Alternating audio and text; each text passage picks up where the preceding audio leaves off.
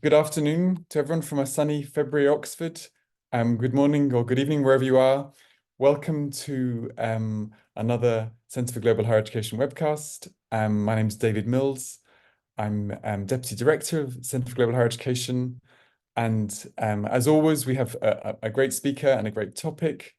Today, we're welcoming Professor Musumi Mukherjee, who is Associate Professor and Deputy Director of the International Institute for Higher Education Research Capacity Building, which is at OP Jindal Global University. And I think you're also an honorary senior fellow in Melbourne, which I think is possibly how you knew Simon. Anyway, we're really delighted to welcome you today, Musumi, and your topic on the challenges of curriculum decolonization within the post-colonial Indian context feels really important. We all know just how important the politics of curriculum change and canon reform are, and how sensitive and how fraught they are. So this is going to be a great conversation. As always, we have an hour, so roughly half an hour for your presentation, and then lots of time for questions. So please do use the chat function. But let me just remind everyone of the housekeeping guidelines. As always, we suggest you keep yourself muted. You don't need to have your video on, but when we get to the point of having questions and answers, I'll invite you to turn your video on so you can ask a question. Do put your comments in the chat first, so I know you're interested in asking a question. And then what I will do is I'll invite you to come forward to ask a question. And with that, just one more reminder that we are recording this webinar, and we will make it available on our website, along with all the other 400 plus webinars that are there in the next couple of days. So that's all. Musumi, it's the screen's yours. If you're most welcome to share your slides and begin. Look forward to it. Thank you very much.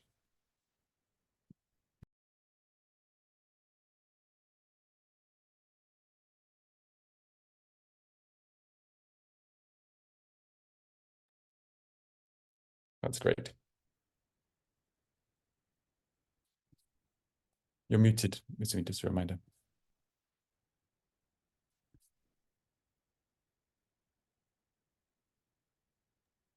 Thank you. Thank you, David. Wherever you are, good morning, good afternoon, or good evening. And I'm really delighted to join at this webinar series of the Center for Global Higher Education. Thank you, David. And thanks to Simon Marginson, who is not here with us today, for inviting me for this webinar talk. As all of you know, the title of my talk is The Challenges of Curriculum Decolonization Within the Postcolonial Indian Context. And this is a work, I've been studying personally out of personal interest for a while, and currently actually a doctoral scholar who's working under me is doing actual empirical research documenting the English literature curriculum reform that has happened over several decades, particularly last couple of decades with the post-colonial Indian context. But my presentation today is particularly focused on a particular controversy that happened over a particular change of curriculum, about which I'm going to talk about more later. But there is actually very little empirical research on curriculum decolonization within the larger Indian context, or curricular reform in general within the larger Indian context. And in India, English studies had primarily remained static from mid-19th century to the almost like mid-20th century, I should say even to the late 20th century, when I studied undergraduate English literature as an English literature honors student. It was all British English literature from old English, like epics like Beowulf and Chaucer, and up until Victorian era, till the more times. We didn't even have any American literature or Australian literature or English literature from any other part of even the Western world. In the 1960s, some nominal changes began, and thereafter major changes started happening only in the late 1990s. Those changes were happening, but we were not aware of much of the debates and discourses as students within the higher education sphere, within academia, within key stakeholders with regards to the changes that was happening. As I mentioned, there has been, of course, a lot of debates and discourses within the academic circle over the years about the disconnect between the literary texts that the students were reading in classroom versus the social text of the diverse socio-cultural milieu inside and outside the Indian classroom. And this is not necessarily a very post-colonial phenomenon, I should say. These debates were as old as the times when India was part of British India. In fact, there is a very interesting essay written by none other than Rabindranath Tagore, who's the Indian national poet and was the first Nobel laureate in literature from Asia. And he wrote this essay as early as 1892. And unfortunately, a lot of his writings on education and pedagogy, and particularly his prose writings, are not very well known around the world, unlike his poetry, because his collection of poems, Gitanjali, got translated into English, for which he got the Nobel Prize for Literature. But a lot of his prose writings remained in the Bengali language, which was his mother tongue, and he consciously chose to write in Bengali. And this was an essay called Shikkar Herfer, which is an essay that he wrote back in 1892. Now, I got trained myself in comparative and international education from the US, and then thereafter did my PhD from Melbourne, Australia. I personally, when I first picked this essay and started reading, I said, wow, this is such a great essay to read in terms of comparative and international education. This could be a core reading, particularly in a context like India. And this entire essay, which has now been translated into English, Tagore reflects on his own experiences as a student in India, and thereafter reflections of his own reflections after visiting England. And the main argument that he makes in this essay, it was once again this disconnect between the literary text and the social text.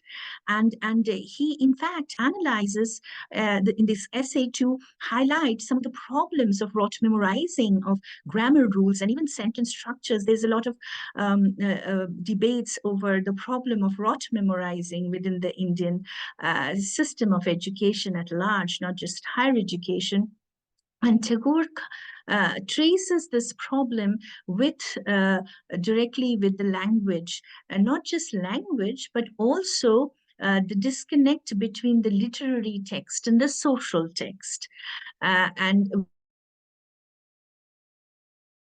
which is what was encouraging students and learners to rote memorize grammar rules, sentence structures, and rather than focusing more on critical thinking and understanding, which is what study of humanities and literature is supposed to help generate and help nurture among students these abilities. So this is what as I just shared with you, something what intellectuals and philosophers and thinkers within the context have been thinking for a long time, and it's not just Tagore. There are others who have also written and thought about it in a similar vein. But despite this, when Tagore actually established his own university, Vishwabharati, or literally, if I would translate it into English from Bengali, it would mean a world-minded Indian university, right? The name of the university itself. And this is a quote, as you can see, I have taken from the Vishwabharati prospectus of 1927. Okay, as early as that. And Tagore was thinking very much in global terms over here. And this is exactly what they write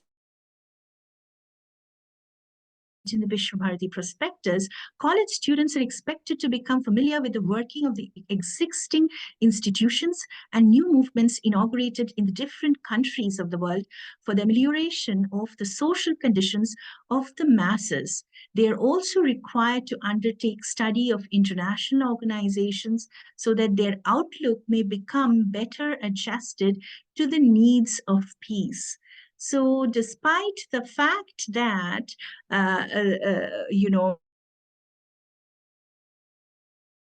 there was a rising nationalist movement within the Indian subcontinent at the time, against British colonial rule, the vision of the university and also the university curriculum was very, very international. In fact, if you look into detail and if you study the curriculum documents, all these historical archival documents, you will find that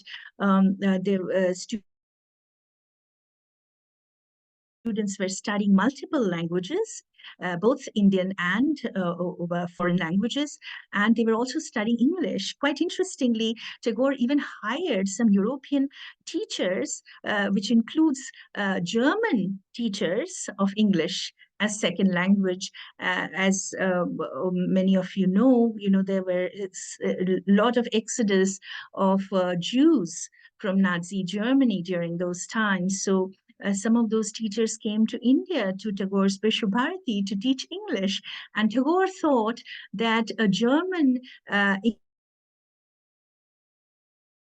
English teacher would be able to understand the problems of Indian students better because they also learned English as a second language. And the way also they do this intercultural learning of not just language, but also the literature, the culture and society, it would also help in the intercultural learning of Indian students also.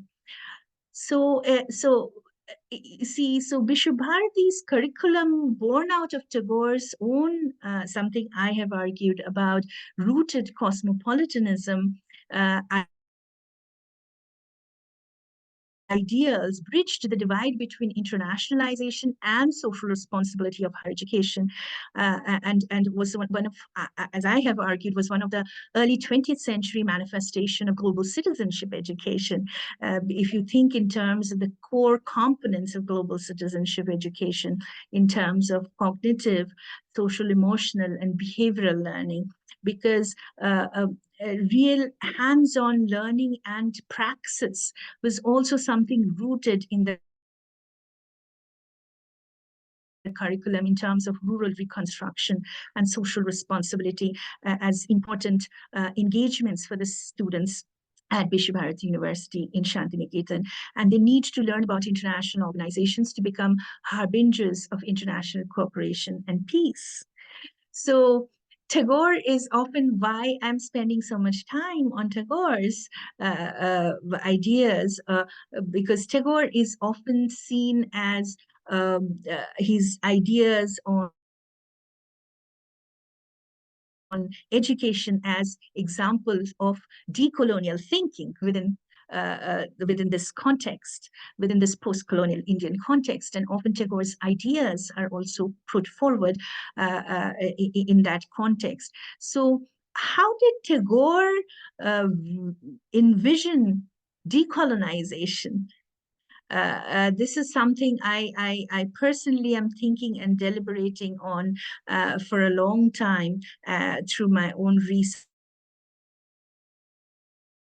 at Vishwabharati and some other places, including University of Illinois Urbana-Champaign, where Tagore spent significant amount of time and sent his own son and a student to do higher studies there. As you can see, the study of English and English literature in India has led to a lot of very interesting creative reinterpretation of English literature in the form of popular Bollywood movies. And these are posters from a couple of recent interpretations, and there have been actually multiple reinterpretations of the stories from Shakespeare, including, even Victorian authors, which includes several versions of Pride and Prejudice and several other literary works into popular art forms, whether theater or movies within the larger Indian context. And these are the posters of two recent reinterpretations of the two famous plays of Shakespeare, Othello and Macbeth. And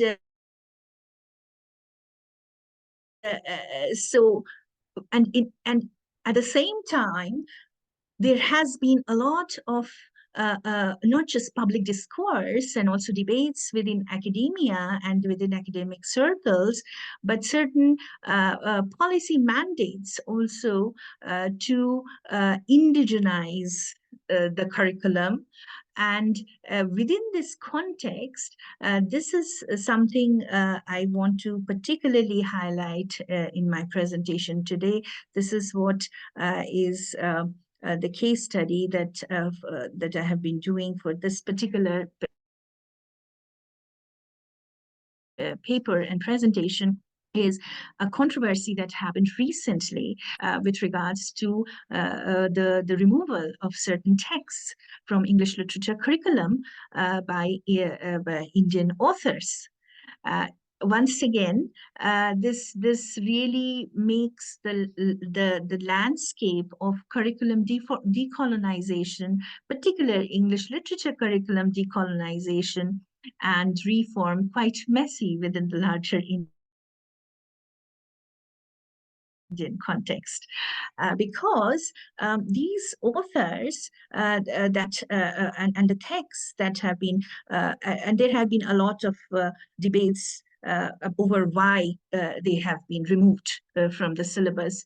But the thing that we need to consider seriously about, and this is something many of us in this webinar room are probably aware of, is how ideology plays into what gets into our curriculum, right? So if you think in terms of someone like Tagore, even when he was, someone, he was writing songs to literally steer the nationalist freedom movement. He was somebody who was very much thinking in terms of freedom and emancipation and decolonization, but at the same time he had a vision of education, and his curriculum also design was very much all-inclusive.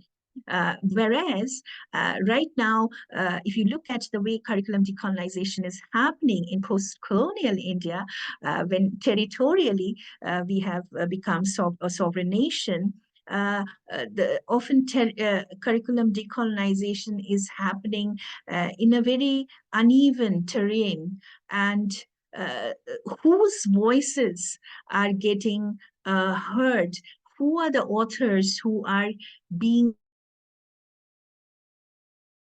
included and who are being excluded? Whose voices are getting highlighted and whose voices are getting subdued? This has become a great contested terrain, frankly speaking.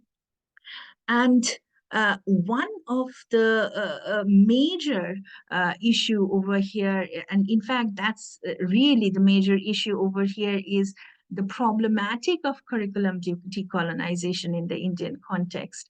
And first First of all, the question that I would like to raise is whether in the current context, we can really actually decolonize in that way or not, in the sense the way decolonization has happened in many other parts of the world, or in decolonization is happening in many other parts of the world. First, if you look into the modern Indian post-colonial Indian constitution, where English itself has not been included as one of the Indian languages. So unlike in many other countries, in India, English is, in post-colonial India, English has been pretty much embraced as an Indian language. Okay, and there's a significant mass in population that is very much well versed in also English literary studies. There is a strong literary tradition, and Indian writing in English has become almost globally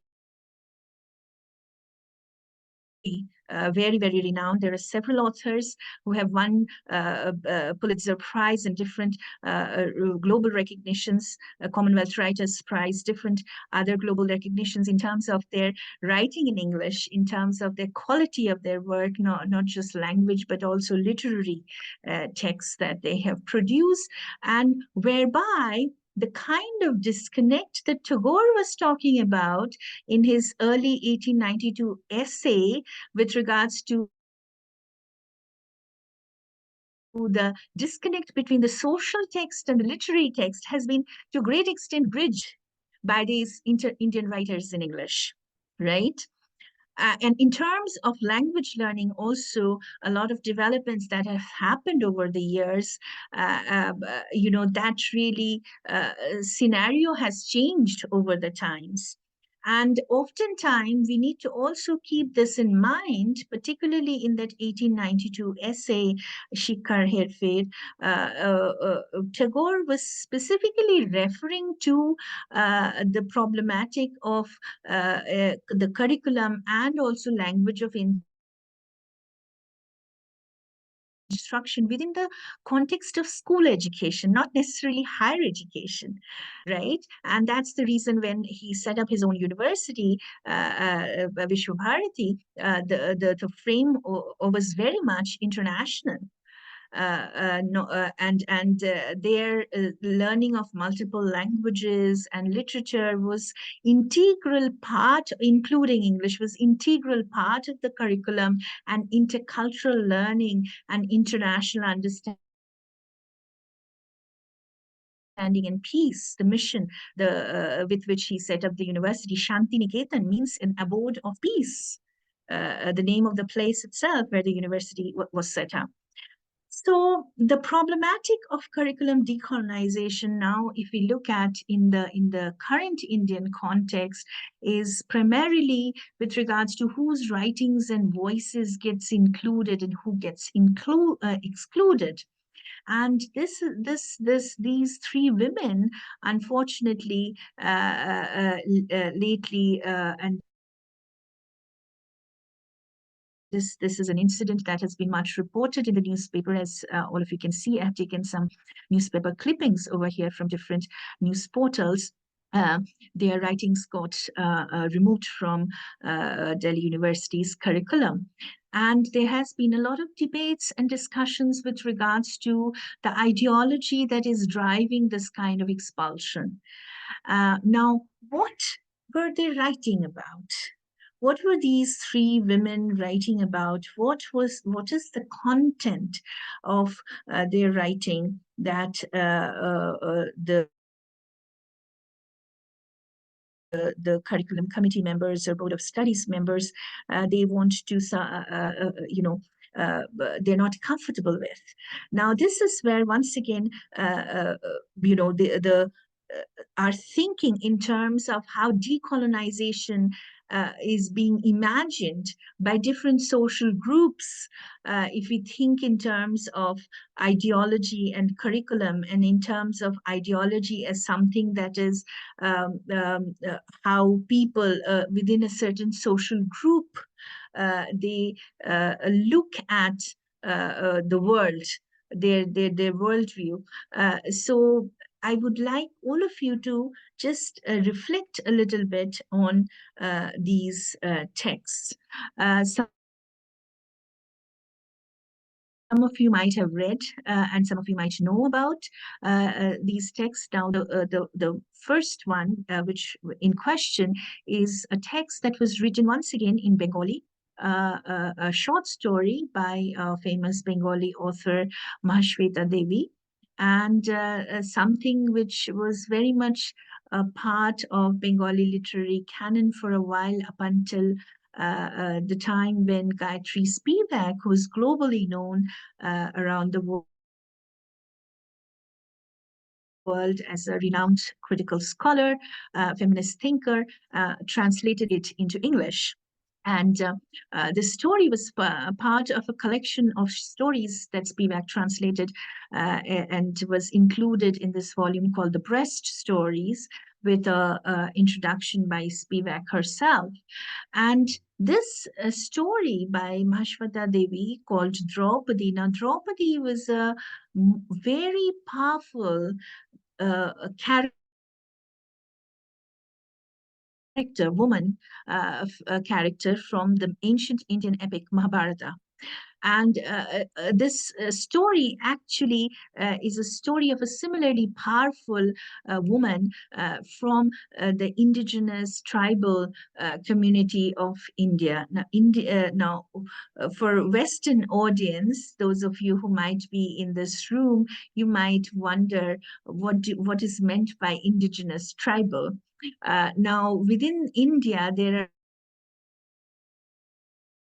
various indigenous tribal groups, those who are outside of the mainstream Indian, they pretty much live outside of the mainstream Indian caste society, as it is known as.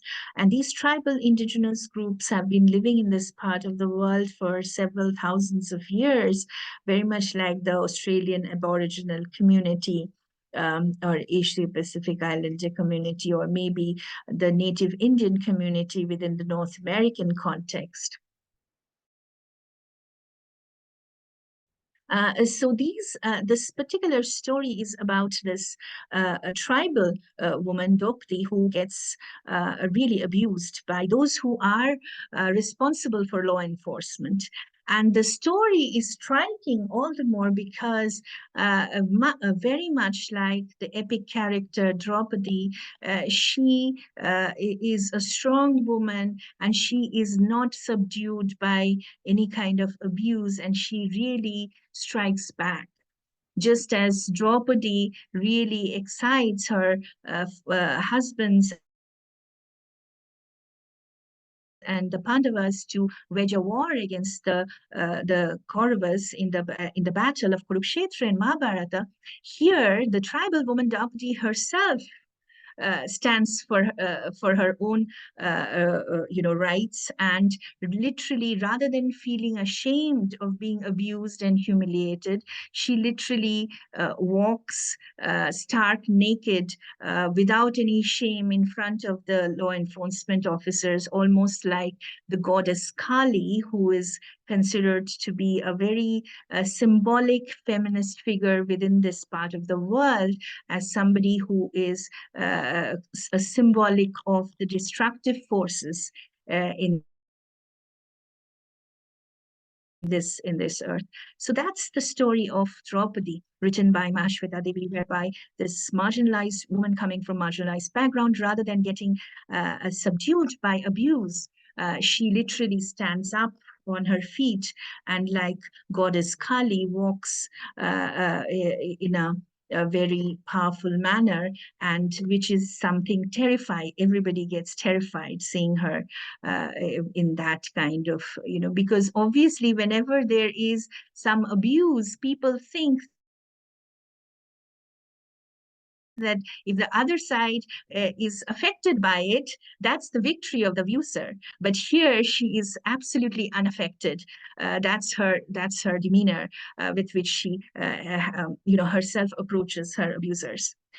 The second, of course, is the other text that got purged literally from the curriculum, was this another Now, in this case, Mahasweta Devi, though the story is about Draupadi, who comes from a tribal indigenous background, Mahasweta Devi herself, and so her translator Gayatri Chakrabarti Spivak, comes from the mainstream Indian Hindu society, right? But this is an author herself coming from that Dalit marginalized background, a Tamil author. Tamil is a South Indian language. And this is a quote from her, as you can see. And she is a Christian convert. Many of these Dalit authors within the larger Indian context and Dalit population were some of the early Christian converts when Christianity came to India. And she literally said, I don't think anyone other than a Dalit can expose the Brahminical lies and insults heaped upon Dalits. Others too can write about Dalits, but it should always be done remembering the respectability that has been denied to us and we so rightly deserve. There are some writers who think that only the upper castes can help Dalits. Why do they have to denigrate us if they are unable to contribute to our cause? So she is literally someone who can literally talk back at someone like Mahasweta Devi or even Gayatri Spivak, that you don't need to write for us, we can write about our stories and experiences. And the third text that got very much into trouble is actually written by this other powerful lady from south of India, from Kerala, who is also a poet. And she writes, of course, in Tamil, and she writes from a very eco-feminist approach, celebrating female body, and openly talks about struggles and experiences of intersectional oppression for being a Dalit woman, rather within the larger context. So these were the texts that got purged out of the curriculum. But why? The question is why. Okay. But this is also something that happened in one particular university, whereas if you look at the larger Indian context, there are other universities where these texts are being read, and these authors are still part of the curriculum. So this is the reason, something which my doctoral scholar, wonderful doctoral scholar, Shani Chatterjee, who is analyzing now the curricular reform that has been happening. And she is somehow analyzing it almost, it's like a messy kind of terrain within which these curricular reform is happening. And can we really, if we look at the literature on decolonization, can we really label the reforms that is happening within the larger Indian context as a decolonization of curriculum? And if decolonization is happening also, what is the social imaginary that is driving this kind of decolonization in certain institutions vis-a-vis other institutions, where the a very different kind of social imaginary is driving how decolonization of curriculum is happening in terms of inclusion of not just Indian authors from different backgrounds, but also Australian, Caribbean, American literatures in English from different parts of the world. So with this, I would like to halt, and I hope that in the future, with my wonderful doctoral student, we are able to share more, along with, once she's done with her thesis, share with you more with regards to the processes that is driving, and the imaginaries, the different social imaginaries that is driving the kind of curricular reform that is happening within the larger post-colonial Indian context. Thank you. Great. Thank you very much, Ms. Sumi. That's a really important and worrying development. And I think it's really helpful to have one particular case study from which to start, and then obviously to to understand the bigger landscape. So I'd really welcome anyone who wants to pose a question or ask it or add a comment in the chat. But I'm going to start by just asking you, have you spoken to the Oversight Committee? Because it seems as if there was a committee of academics, perhaps not just from the Faculty of Yes. English, who were, I assume, delegated by the University Council to review the literature. Yes. Is it a new committee? Is it a committee that's worrying about the national reforms, the NEP reforms, and what that might mean for? I mean, I guess the question one is, are people proactively feeling they ought to censor their curricula, or is this driven by a couple of individuals on that committee who have very strong views about? It seems as if, from looking at online, as if they were objecting to gruesome sort of representations of Depiction. Yes. of rape, and then obviously the army being portrayed in a negative light, because of course that was the atrocity that was being committed. It's not as if that's new in literature to have sort of literature needs to address the most difficult issues. So why now, and what's driving this? Right. Well, the UGC Curriculum Reform Committee actually predates the current development with regards to NEP 2020, and also, this controversy that happened recently with regards to these three texts at this particular university.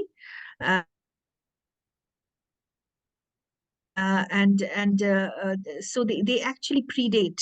And my doctoral scholar, as I mentioned, Shani Chatterjee, she has actually interviewed several of these stakeholders who were part of the UGC Curriculum Reform Committee, and also the Board of Studies members of different universities, not all across India. As I said, it's a very diverse context.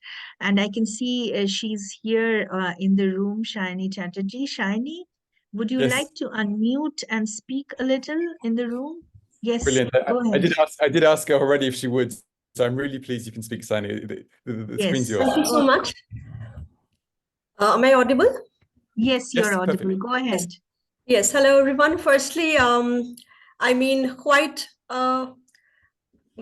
thought-provoking presentation, and as my professor was talking about the ramifications of the concept of decolonization, and how, in a specific way with regards to a particular university in the larger post-colonial context of India, the various kind of, if I may say, extra academic forces have kind of led to these exclusion and exclusion of certain texts.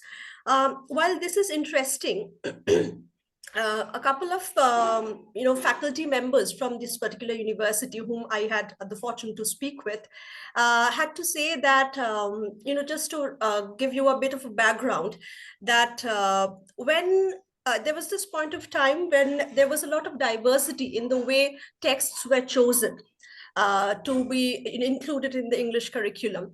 And there was a lot of democratic interest as well, wherein teachers at the college level had, a fair amount of say, a fair amount of opinion, a fair amount of, kind of insights that they provided. But after a point of time, I think by and by, with ideological forces at work, it became the monopoly of a particular sector. And precisely this sector, where people who were not in any way, to quote them, involved with the intellectual rigor that especially goes in when curriculum is being designed. And what also the convener of the UGC, of the University Grants Commission in India, the apex body, talks about, is that if you are talking about designing of curriculum, there are a lot of issues that come into play. And to be able to balance all these issues and also have the consensus of the entire body of academic cohort is a daunting task. While this part of India, the northern part of India, have had its own, ideological battles that they're still fighting and negotiating with, the southern part of India has had quite, a fair amount of progressive, has displayed, as of course, I couldn't talk to them personally, but what I've gathered from other people across academia, they had to say that, like from the 1980s, 70s, 80s, there was quite a fair amount of, tradition of Indian literature and also other literatures in English outside that, strict British Anglo-centric canon that had come in, starting from Annamalai University and, the Writers' Workshop in India, which were the first ones to bring in academic writing in Indian English. So it's quite a diverse context to say that, okay, decolonization has this particular meaning in India would be kind of a reductive way of approaching the concept of decolonization, which has panned out in a very complex, complicated manner. And I think that's what makes this study all the more interesting. So that's what I had to say. Thank you so much. Thank you, Shani. Thank you, Shani. That's very helpful. We're getting a couple of comments in the chat that also would add to this conversation, so I'll ask them to come forward. Perhaps, Keshav, do you want to make your comment about this particular case? Yeah, am I audible clearly? That's great. Yep. Yeah, so I was just Yes, mentioning I go used to ahead. be a student at this particular department. Mhm. So interestingly, in this particular case, when these texts were removed from the syllabus, the oversight committee didn't have any members from the English department itself. The members largely consisted of people from Sanskrit department, from Hindi department, and people who were supposedly eminent personalities and no academics, so to speak. So the whole process was a sham when these texts were removed. And on top of that, the worrying trend has continued. Recently, this particular university, Delhi University, has removed Iqbal from political science syllabus, and they say that we don't want somebody who was responsible for India's partition in our syllabus. I mean, it's debatable whether he was responsible or not. And similarly, Ambedkar there were also attempts to remove Ambedkar from philosophy and sociology syllabuses, respectively. So the worrying trend that started with the English department is continuing with respect to other departments as well. Thank you very much, Keshav. That's really interesting. I mean, perhaps you or Siani or Muslim could answer for this question for me then. So how is it that the English department didn't have anyone on the oversight committee? And because by not having anyone, then you have no control of your curriculum. Is it a top-down appointed committee? Yeah, this has been actually a problem. Even this problem predates actually even this controversy, and unfortunately that's how it has been for most of the bigger universities in India, including Calcutta, Bombay, Madras universities, which were set up during British India. So often these the university senate, people who are part of the university senate, they design the curriculum, they decide on what is the curricular content and everything, what is going to be, and often, as Keshav just mentioned, often these people are actually far removed from the classroom realities, and often they are not even part of specific disciplinary academic backgrounds. And so this is actually the larger problem of the higher educational context within India in terms of the way curriculum is designed, and who are the ones who are part of these various curriculum development committees, and who are the board of studies members. And this is a larger structural problem, I think, more so particularly of these older institutions. Things are changing, of course, very fast, as I mentioned, with a lot of new universities coming up with a very, very different kind of structure altogether. But this has been a problem which predates NEP, which predates all these recent controversy. And this is one of the big reasons. Even in many universities, curriculum didn't change. Interesting. Yes. For 30, 40 years. So what you're saying here then is that it's about the structure of governance within the institution and the way in which academic freedom has been institutionalized in this very bureaucratic way that actually removes autonomy from departments and absolutely invests it in a higher bureaucratic process. I mean, that's very interesting. So that perhaps responds to, Chris Sanjay asked the question of how does this link to Modi's reforms? Chris, do you want to elaborate on that at all? Not really, because I don't know an awful lot about it, but other people in the chat have elaborated on it. Perhaps you could invite them in. Sure. Yes, I mean, so let's come then to some of the other questions in the chat. Should we go to Shrimrita Ahuja? You asked about casteism, which is a sort of another angle on this as well, isn't it? Attitudes to caste, which I guess also links to Jairaj's comments. But Shrimrita, do you want to come in? Thanks, David. Thank you, Professor Mukherjee, Dr. Mukherjee, really, for a wonderful presentation. Thanks, Shiny. Thank you for adding insights to that. It appeared to me from what I heard that like I said, that's my interpretation, that with the huge resurgence of nationalism, it seems to contradict the unwillingness to decolonize, seems to contradict what's happening currently in India. Visibly in the last 3-4 years, there has been a fair amount of movement in terms of removing symbols of imperialism in the country. And similarly, and that imperialism goes beyond the British. It sort of feeds into the Islamic imperialism as well. So if I look at that discourse, the fact that we are trying to remove certain kind of literary figures from the Indian context, it seems to contradict it, unless it's a religious and a caste issue, which is why, to my mind, this doesn't seem to be so much of a decolonialization issue as it seems to be a religious and a caste issue. That's a great question. Annie and Musumi? That's a really great comment, and that's the reason we are even questioning now.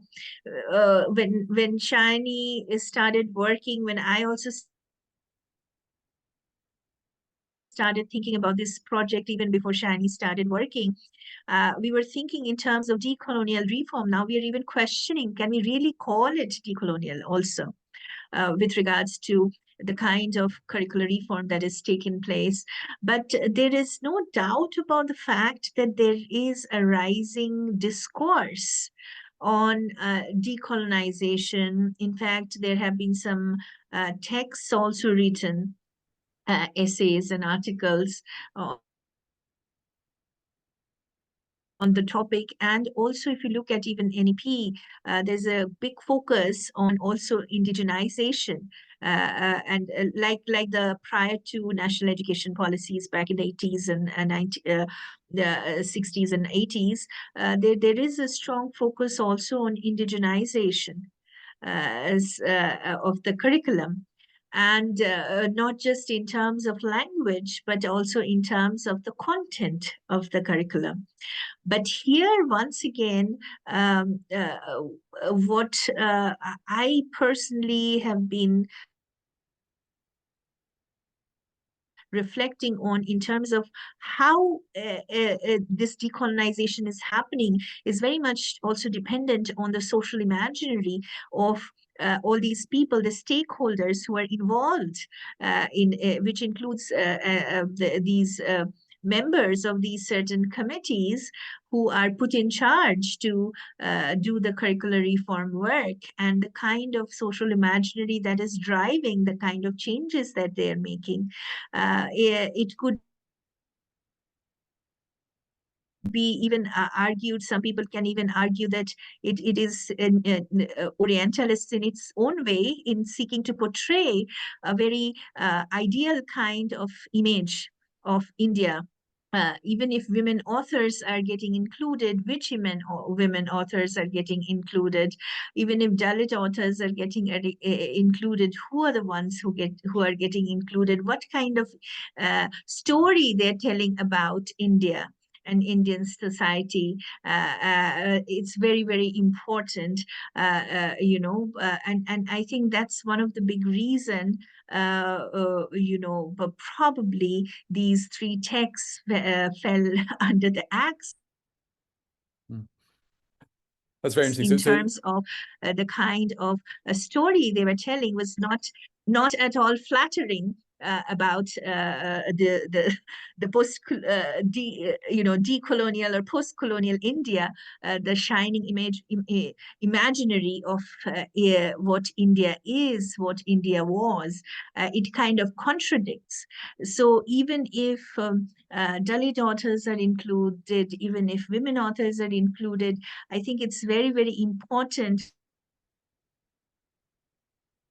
what story the texts are telling us. I think that's the imaginary that is probably driving the curricular reform. I can see a few hands already raised. Please go ahead. We would like to hear from you.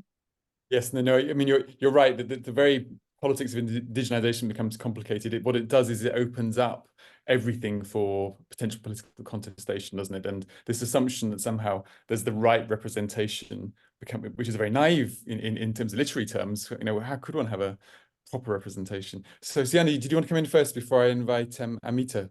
I just had one comment. It's like a fairly simple one. I think to address Ma'am Smriti Ahuja's question, whether the issue is more about casteism and religion, what my reading so far is, kind of what I have come to understand or perceive. It's something that I personally feel that in the complex context of post-colonial India, multilingual, socio-political, socio-cultural context, we are always running the risk of the concept of decolonization, which appears to be very lucrative in present times, to be co-opted into something else, to be borrowed and to be used for certain particular, very specific ideological purposes. So by and by, it holds a completely different meaning from what it started out with. I mean, at a very basic level, it is something that makes you think critically, that makes you question very basic rudimentary levels of hegemony, of social, economic, political control that we have seen and we have been conditioned to believe as being normative.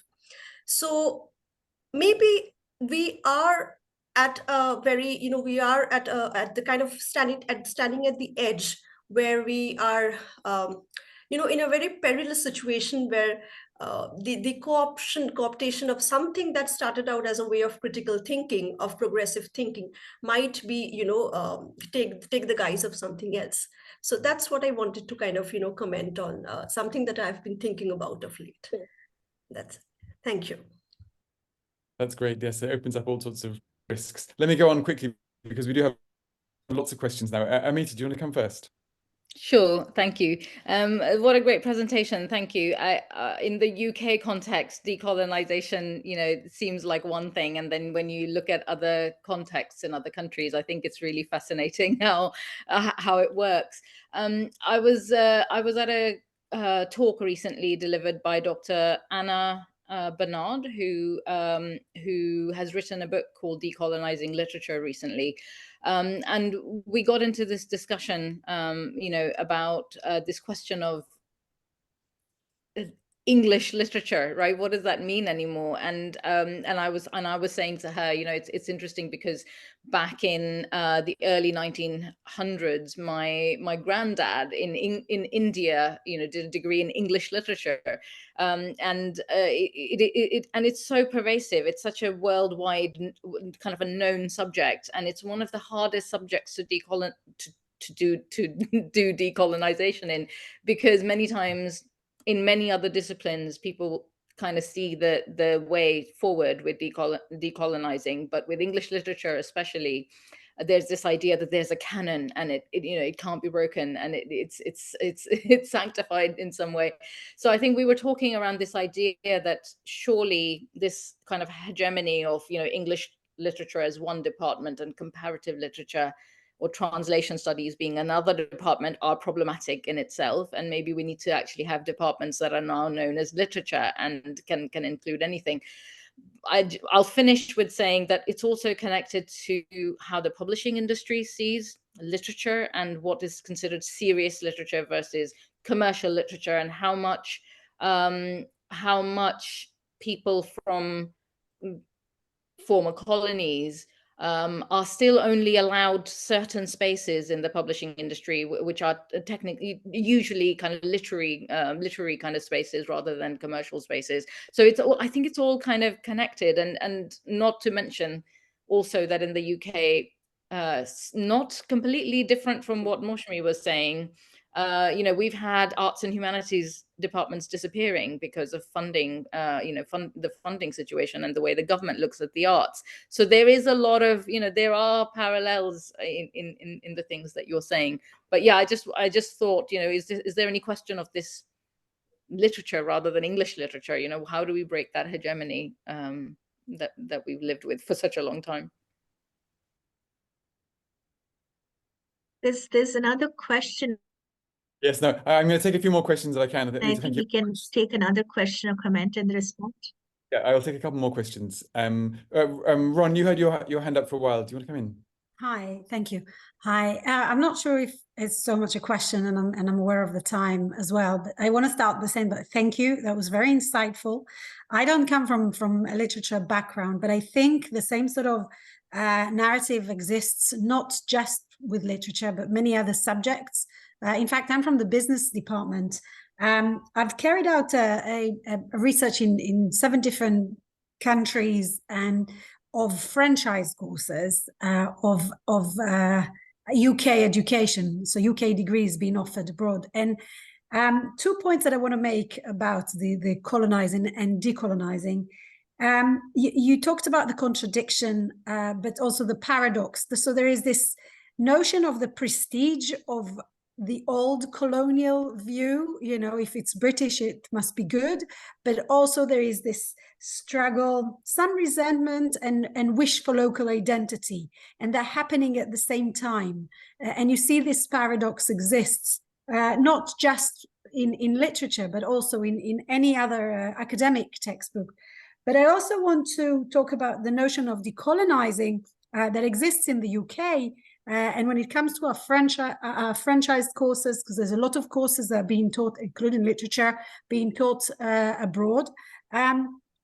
And there is this notion of wanting to bring decolonization to the ex-colonies. And I always find this paradoxical, because we seem to be colonizing with decolonizing.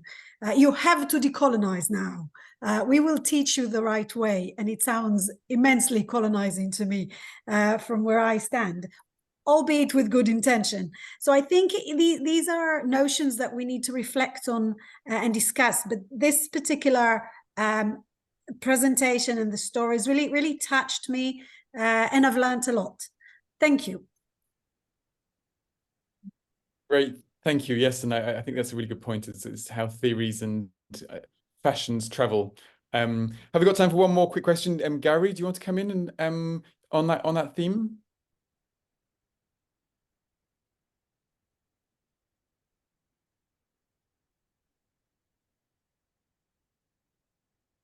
I wonder whether Gary Khan has left.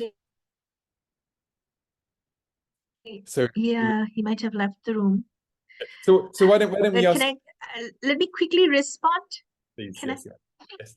Okay, so I'll looking at the time, I'll just quickly respond to the point that Amita raised with regards to,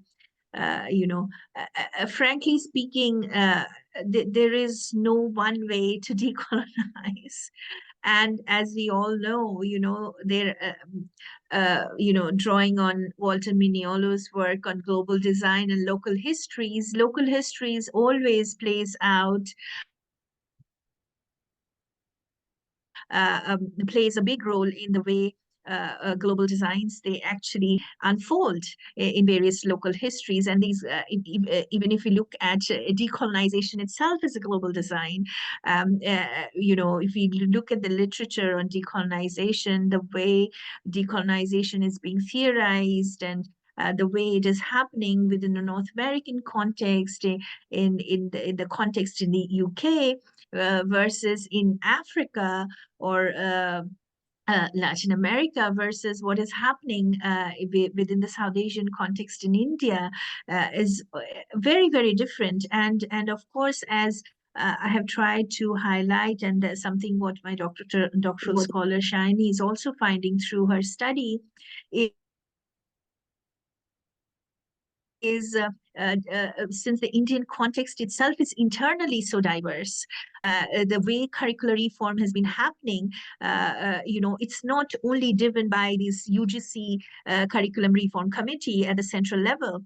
In fact, even in, and this is also part of the problem of implementation challenge of any kind of national policy mandate within such a large, diverse context like India. So even the way decolonization is actually happening and playing out in different parts of India is very, very different. The way it is happening in the north versus the way it is happening in the south, as Shiny was trying to mention. And even within north and south, the way it is happening in central universities versus some of the affiliated colleges, or in the state universities, or is some of the newer universities like our university where we are located, where we have much more, faculty has much more autonomy. The academic deans are very much involved in curriculum development along with faculty members and academic experts.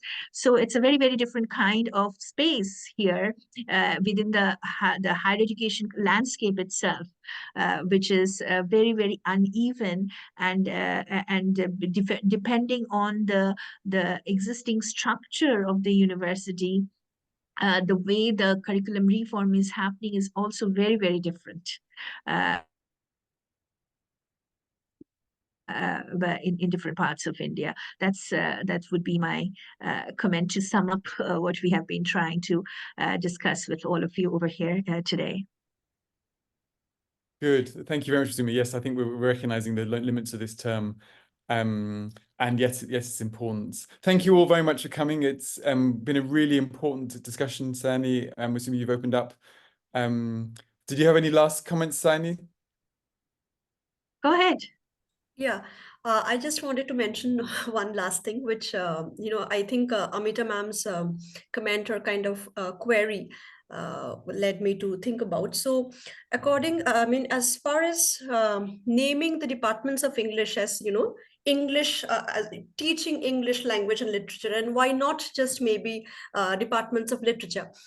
I think when we think about how the institutionalization of English began in India, the students who had primarily taken up this subject wanted to learn the language. That was their initial, you know, like the reason why they had to take up. They were, most of them, the literature tells us, were not really bothered about the literary aspect of it.